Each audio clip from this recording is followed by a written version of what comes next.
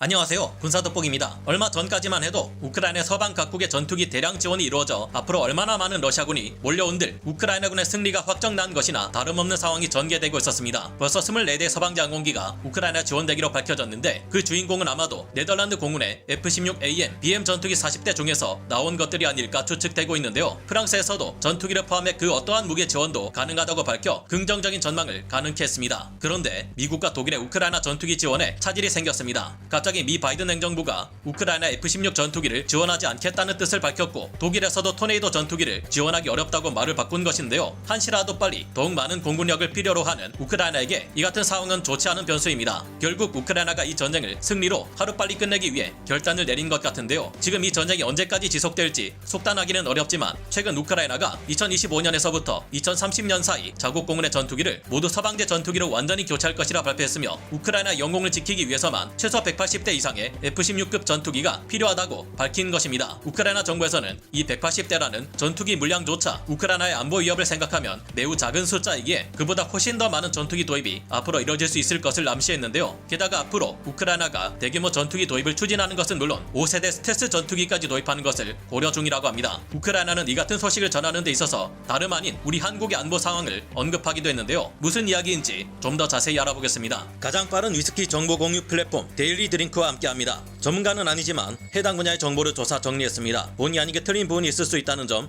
양해해 주시면 감사하겠습니다. 현지 시각 1월 31일 우크라이나 공군사령부는 앞으로 러시아 위협에 맞서 영공을 보호하기 위해서는 최소 5개 전술 항공여단 180대 이상의 F-16 이상급 서방제 전투기가 필요하다고 밝혔습니다. 유리 이그나트 우크라이나 공군사령부 대변인이 최근 간담회를 통해 밝힌 바에 따르면 우크라이나 공군은 12대의 전투기를 비행대 3개, 즉 36대의 전투기로 하나의 전술 항공여단을 구성하고 있다고 하는데요. 이 전쟁이 끝난 이후에도 러시아 위협으로부터 우크라이나 영공을 지키기 위해서는 5개 전술 항공여단의 유지가 필수이며 여기에 편제되는 180대의 F-16급 전술기들은 오로지 방어전의 수행만을 위한 소요 물량이라고 합니다. 180대의 전투기라면 다른 유럽 국가인 영국, 프랑스, 폴란드 등과 비교해볼 때 많은 것처럼 보이지만 사실상 동유럽의 최전선이자 러시아와 국경을 마주한 우크라이나 입장에서는 이것도 부족하다는 말인데요. 이 같은 소식을 전하며 우크라이나 공군이 미래를 위해 전술기 숫자를 크게 증강시켜야 한다고 주장하는 우크라이나 매체들의 보도는 우리 대한민국의 경우를 예로 들었습니다. 당장 북한에게서 자주 군사적 위협을 받을 뿐만 아니라 주변국인 중국과 러시아 등에게도 영공을 종종 침범당하고 있는 우리나라는 뛰어난 성능을 갖춘 F-15K 전투기와 KF-16 등을 포함해 1선급 주력 전투기만 257대를 보유하고 있으며 그 외에도 다소 중요도가 떨어지는 임무에 투입하기 위한 2선급 전투기를 264대나 보유하고 있다는 것인데요. 우크라이나 매체들은 중국으로부터 침공 위협을 받고 있는 대만의 경우도 407대의 전투기를 보유하고 있는데 러시아와 국경을 맞댄 우크라이나 또한 더욱 많은 수의 현대화된 전술기들이 많이 필요하다고 주장했습니다. 우크라이나 정부는 장기적으로 볼 때 F-35와 같은 5세대 스텔스 전투기를 도입하는 것까지 고려하고 있다고 하는 만큼 미국의 록히드 마틴과 보잉을 포함한 세계 각국의 전투기 제조업체들이 우크라이나를 주목하게 만들 만한 발언을 내놓았는데요. 우크라이나가 최근 이처럼 대규모 공군 전투기 전력 증강을 원한다고 발표한 것은 당장 봄 대공세를 위해 전투기 전력 지원이 시급한 우크라이나 사정을 해결하기 위한 대응책으로 보입니다. 이번 전쟁이 우크라이나의 승리로 무사히 끝난다고 해도 향후 몇 년 뒤를 감안할 때 우크라이나 또한 러시아 공군의 위협에 맞서기 위해 대규모 전력 증강이 필수인 것은 두말할 필요가 없을 텐데요. 다시는 이런 뼈아픈 전쟁을 겪지 않기 위해 막강한 공군력을 갖춰야 할 필요가 있는 것이 우크라이나 공군인데 어차피 공군 전력을 증강시켜야 한다면 이에 대한 욕심을 미리 밝혀 지금 당장 전쟁에 승리하기 위한 공군 전력 지원을 이끌어내려는 것으로 해석되고 있습니다. 토네이도 전투기를 지원하겠다던 독일이 최근 또다시 말을 바꿔 전투기를 지원하지 않겠다고 했고 미국에서 F-16 전투기를 지원하지 않겠다는 입장을 밝혔기 때문입니다. 툭하면 말을 바꾸고 자신들의 안위만을 생각하는 독일도 답답하고 이제까지 우크라이나에 많은 지원을 해주었지만 결정적인 순간에 지원을 망설이는 미국의 태도도 답답하기는 한데요. 물론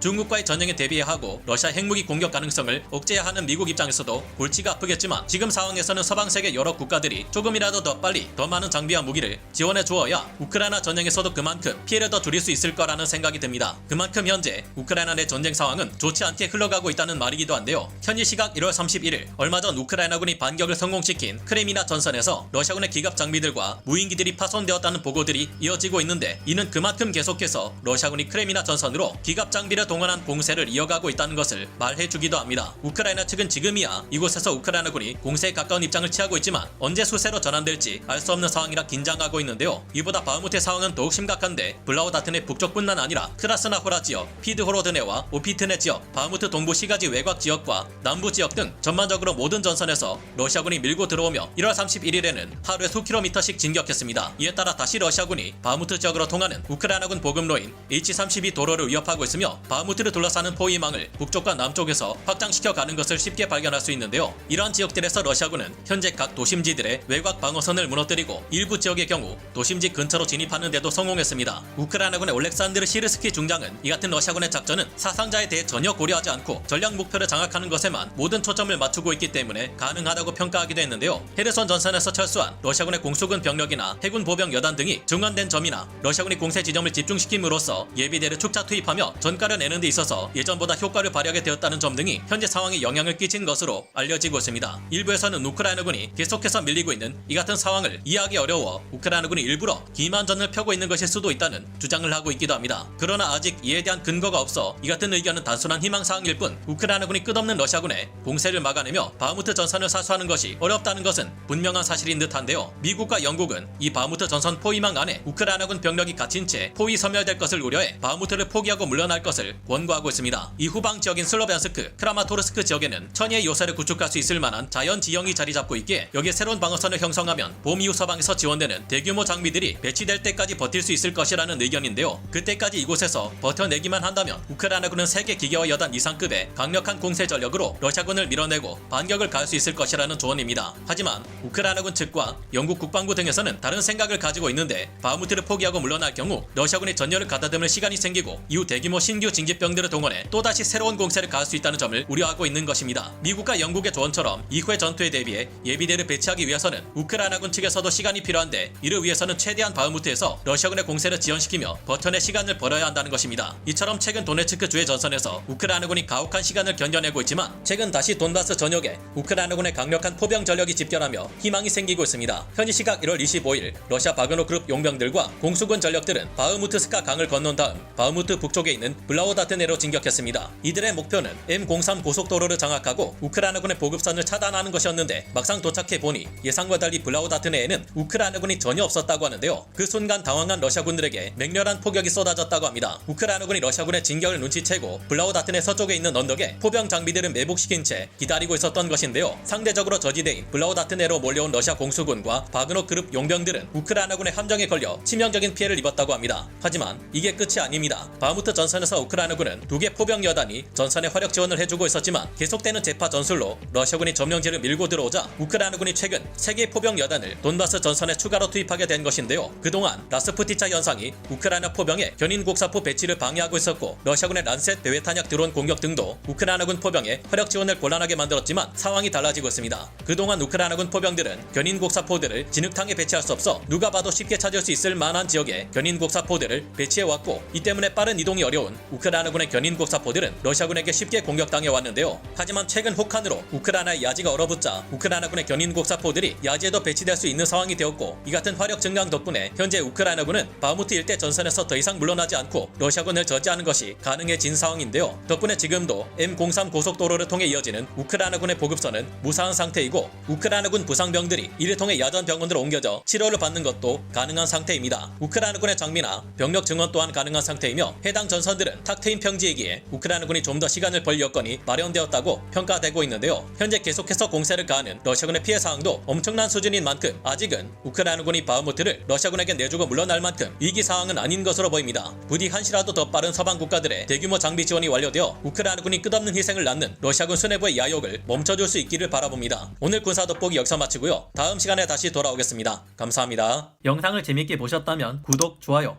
알림 설정 부탁드리겠습니다.